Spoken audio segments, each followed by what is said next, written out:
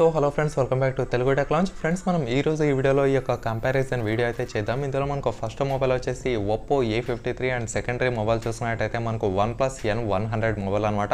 So of course Oneplus N100 mobile మన యొక్క ఇండియాలో అయితే లాంచ్ చేయలేదు అండ్ ఫ్యూచర్లో లాంచ్ చేయమని కూడా వీళ్ళైతే కన్ఫర్మేషన్ ఇచ్చారు. సో అయినా కూడా వాళ్ళ యొక్క బుద్ధి ఎలా మారుతుందో మనం అయితే చెప్పలేం. కాబట్టి ఈ యొక్క ప్రైస్లో మనకు రెండు మొబైల్స్ అయితే ఇంచుమించు సేమ్ స్పెక్స్తో అయితే వస్తున్నాయి. మరి ఈ యొక్క రెండు మొబైల్స్లో మనకు ఏది విజేత అవుతుంది, సో కెమెరా డిపార్ట్మెంట్లో ఏది టాప్లో ఉంటుంది, తర్వాత గేమింగ్ పరంగా యూజ్ అవుతుందా లేదా, ఇవన్నీ మనం ఈ వీడియోలో అయితే క్లియర్గా తెలుసుకుందాం. అండ్ ఫ్రెండ్స్, మీలో ఎవరైనా నా ఛానల్ని ఫస్ట్ టైం చూసినట్టయితే డెఫినెట్గా సబ్స్క్రైబ్ అయితే చేసుకోండి. అంతేకాక పక్కనే కనిపిస్తున్న బెల్ ఐకాన్ను యాక్టివేట్ చేసుకోండి. ఓకేనా ఫ్రెండ్స్, ఇంకెందుకు ఆలస్యం, మీరు చిన్న లైక్ అయితే చేయండి ఫ్రెండ్స్, ఎందుకంటే లైక్ అనేది నాకు చాలా హెల్ప్ఫుల్ అనే చెప్పుకోవచ్చు. ఇప్పుడైతే మన వీడియోని స్టార్ట్ చేద్దాం.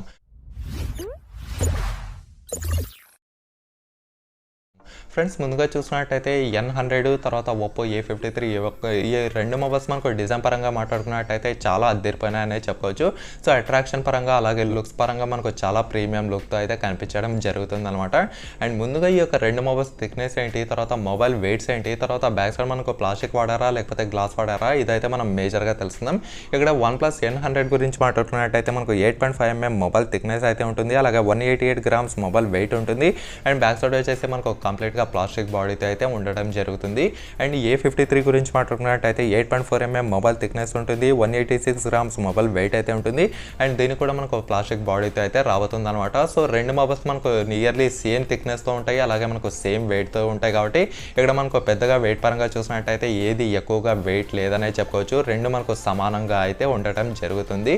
తర్వాత చూసినట్టయితే మనం వీటి యొక్క డిస్ప్లేస్ గురించి అయితే మాట్లాడుకుందాం. ఇక్కడ N100 గురించి మాట్లాడుకున్నట్టయితే మనకు 6.52 ఇంచ్ యొక్క IPS డిస్ప్లేతో అయితే వస్తుంది. అండ్ 20:9 ఆస్పెక్ట్ రేషియో, అలాగే కార్నింగ్ గొరిల్లా గ్లాస్ రీప్రొడక్షన్తో and back side finger print సెన్సార్తో అయితే ఉంటుందన్నమాట. అండ్ దీని యొక్క డిస్ప్లే ఏదైతే ఉందో ఇది వచ్చేసి మనకు HD+ డిస్ప్లేతో అయితే వస్తుంది. అండ్ ఇటుపక్క Oppo A53 గురించి మాట్లాడుకున్నట్టయితే ఇది మనకు 6.5 ఇంచ్ HD+ IPS డిస్ప్లే ఉంటుంది. ఇందులో మనకు అడిషనల్గా 90 Hz రిఫ్రెష్ రేట్తో రావడం అయితే జరుగుతుంది అనమాట. సో ఇదొక మంచి అడ్వాంటేజ్ అనేది చెప్పుకోవచ్చు. అండ్ దీనికి కూడా మనకు కార్నింగ్ గొరిల్లా గ్లాస్ రీప్రొడక్షన్ ఉంటుంది, 20:9 ఆస్పెక్ట్ రేషియో ఉంటుంది. అండ్ దీనికి కూడా మనకు బ్యాక్ సైడ్ ఫింగర్ ప్రింట్ సెన్సార్తో అయితే రావడం జరిగింది. సో రెండు వచ్చేసి మనకు బ్యాక్ సైడ్ ఫింగర్ ప్రింట్ సెన్సార్తో అయితే రావడం జరిగింది. అండ్ రెండు డిస్ప్లేస్ వచ్చేసి మనకు HD+ డిస్ప్లేస్ మాత్రమే, ఫుల్ HD డిస్ప్లే అనేది మనకు ఏ మొబైల్కి అయితే ఇవ్వడం లేదనమాట. సో ఇది ఒక నెగిటివ్ ఇష్యూ అనే చెప్పుకోవచ్చు. ఈ యొక్క రెండు మొబైల్స్లో కేవలం HD+ డిస్ప్లే ఇవ్వడం మాత్రమే. సో మనం అయితే ఏం చేయలేం కదా. మరి ఇక్కడ డిస్ప్లే క్వాలిటీ ఎలా ఉంటుందంటే డిస్ప్లే క్వాలిటీ అనేది మీకు ఈ యొక్క ప్రైస్ రేంజ్లో అయితే అద్దరిపోతుంది అనే చెప్పుకోవచ్చు. అండ్ గొరిల్లా గ్లాస్ రీప్రొడక్షన్ ఇచ్చారు కాబట్టి మీ దీని యొక్క గ్లాస్ ఏదైతే ఉందో మీకు 1-2 సార్లు కింద పడేసుకున్న మొబైల్ అనేది పగలదనే చెప్పుకోవచ్చు అనమాట. సో డిస్ప్లే విషయంలో చూసినట్టయితే ఫస్ట్ ప్రిఫరెన్స్ వచ్చేసి Oppo A53కి అయితే ఇవ్వండి, ఎందుకంటే దీంట్లో మనకు అడిషనల్గా 90 Hz రిఫ్రెష్ రేట్ ఇవ్వడం అయితే జరుగుతుంది అనమాట. సో దీని ద్వారా మీరు ఈ యొక్క ఆపరేషన్స్ ఇన్స్టాగ్రామ్ ఇవన్నీ స్క్రోల్ చేస్తుంటారు కదా. సో స్క్రోల్ చేసేటప్పుడు మీకు వీలైనంత వరకు చాలా స్మూత్గా చేసి అయితే చూపిస్తుందని చెప్పుకోవచ్చు. తర్వాత చూసినట్టయితే మనం దీని యొక్క కెమెరా సెగ్మెంట్ గురించి అయితే మాట్లాడుకుందాం. ఇక్కడ N100 గురించి మాట్లాడుకున్నట్టయితే మనకు 13 మెగాపిక్సెల్ ద్వారా వచ్చిన ట్రిపుల్ కెమెరా సెటప్తో అయితే ఉంటుంది. ఇక్కడ మనకు A53 గురించి మాట్లాడుకున్నట్టయితే ఇది కూడా మనకు సేమ్ 13 మెగాపిక్సెల్ ద్వారా వచ్చిన ఈ యొక్క ట్రిపుల్ కెమెరా సెటప్ అయితే ఉంటుందన్నమాట. అండ్ N100 గురించి మాట్లాడుకున్నట్టయితే 8 మెగాపిక్సెల్ ఈ యొక్క సెల్ఫీ కెమెరా ఉంటుంది. ఇక్కడ Oppo A53 గురించి మాట్లాడుకున్నట్టయితే మనకు 16 మెగాపిక్సెల్ ద్వారా వచ్చిన సెల్ఫీ కెమెరాతో అయితే ఉంటుంది. అండ్ వీటి యొక్క రెండు బ్యాక్ సైడ్ కెమెరాస్ 13 మెగాపిక్సెల్ ఇచ్చారు కదా, ఇది వచ్చేసి మనకు f2.0 అపాచర్తో అయితే ఉంటుందన్నమాట. అండ్ ఈ యొక్క 8 మెగాపిక్సెల్ వచ్చేసి f2.0 అపాచర్, ఈ యొక్క 16 మెగాపిక్సెల్ వచ్చేసి f2.0 అపాచర్తో అయితే ఇచ్చారు. ఈ యొక్క రెండు మొబైల్స్లో మీరు బ్యాక్ సైడ్ కెమెరాస్తో అలాగే ఫ్రంట్ సైడ్ కెమెరాస్తో up to 1080p 30 frames per second వరకు అయితే రికార్డ్ చేయొచ్చు అని ఇక్కడైతే మనకు క్లియర్గా తెలుస్తుంది. ఇందులో మనకు అడిషనల్ బెనిఫిట్ ఉండేది మాత్రం ఖచ్చితంగా ఈ యొక్క Oneplus N100 అనే చెప్పుకోవచ్చు. ఎందుకంటే దీంట్లో మనకు ఎలక్ట్రానిక్ ఇమేజ్ స్టెబిలైజేషన్ అయితే ఇచ్చారు ఈ యొక్క బ్యాక్ సైడ్ కెమెరాస్కి. సో దీని ద్వారా మనకైతే అడ్వాంటేజ్ అంటే మీరు బ్యాక్ సైడ్ కెమెరాస్తో ఏదైనా వీడియో అనేది షూట్ చేస్తే మీకు అవుట్పుట్ అనేది చాలా స్మూత్నెస్గా అయితే రావడం జరుగుతుంది. సో హౌవెవర్ ఈ యొక్క ఆప్షన్ అయితే మీకు ఈ యొక్క A53లో లేకుండా ఉండటం అయితే మనకు చాలా డిసడ్వాంటేజ్ అనేది చెప్పుకోవచ్చు.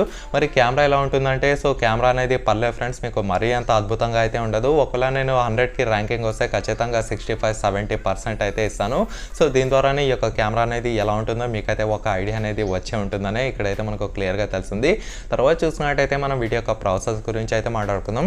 ఇక్కడ రెండు మొబైల్ చూసినట్టయితే మనకు Snapdragon 460 యొక్క ప్రాసెస్ అయితే ఇచ్చారు. ఇవి రెండు మనకు కొత్త ప్రాసెస్ అనే చెప్పుకోవచ్చు. ఇవి రెండు వచ్చేసి మనకు 11nm టెక్నాలజీ పైన బిల్ట్ అయిన ప్రాసెస్ అనమాట. ఇవి ఇవి చూసినట్టయితే మనకు గేమింగ్ కోసం తయారు చేయబడిన మొబైల్స్ అయితే కాదు. ఇది మనకు డైలీ టు డైలీ రొటీన్ ఈ యొక్క వాట్సాప్ చాటింగ్ కానివ్వండి, తర్వాత ఇన్స్టాగ్రామ్ కానివ్వండి, ఫేస్బుక్ కానివ్వండి, తర్వాత యూట్యూబ్ వీడియోస్ వాచ్ చేసే వాళ్ళు కానివ్వండి. సో ఇలాంటి వాళ్ళకి మాత్రమే ఈ యొక్క మొబైల్ అయితే సూట్ అవుతుంది.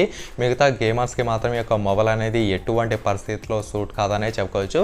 తర్వాత రెండు మొబైల్ చూసినట్టయితే Android 10 అప్డేట్తో ఉంటుంది. అండ్ దీంట్లో అడిషనల్ బెనిఫిట్ OnePlusలో ఏదైనా ఉందా అంటే దీని యొక్క ఆక్సిజన్ ఓఎస్ గురించే మాట్లాడుకుందాం.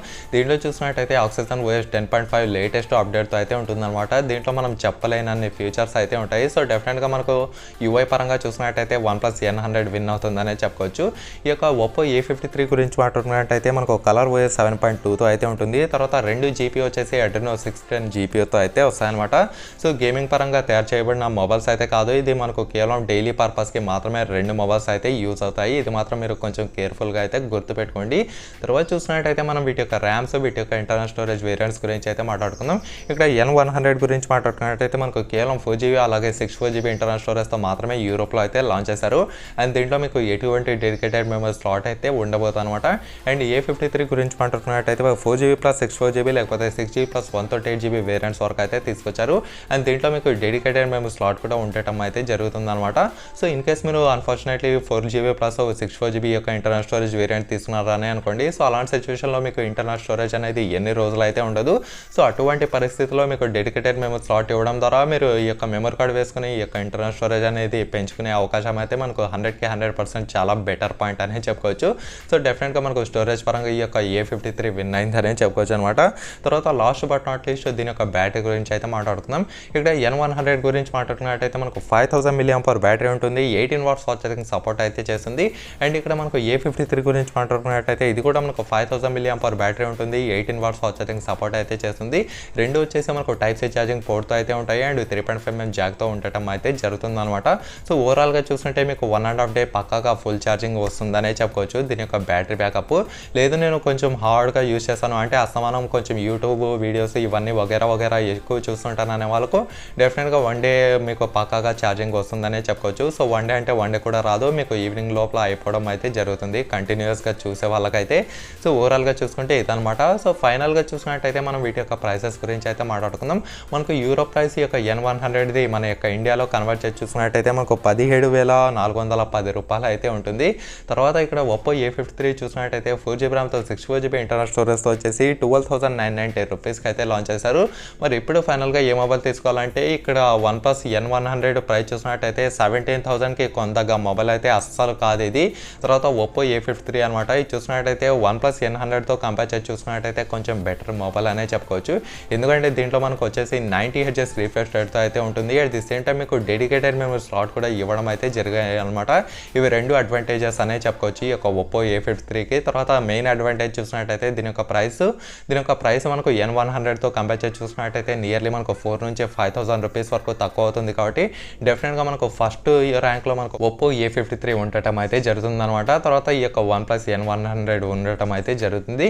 అండ్ దీంట్లో అడ్వాంటేజెస్ ఏమంటే మనకు దీని యొక్క ఆక్సిజన్ ఓఎస్ అనే చెప్పుకోవచ్చు. దీంట్లో మనకు ఆక్సిజన్ ఓఎస్ 10.5తో అయితే రావడం జరుగుతుంది. ఇది ఒక అడ్వాంటేజ్ తప్ప మిగతావన్నీ మనకు Oppo A53లో ఉండటం అయితే జరుగుతుంది. సో డెఫినెట్గా మీరు Oppo A53 తీసుకోవడానికి ట్రై చేయండి.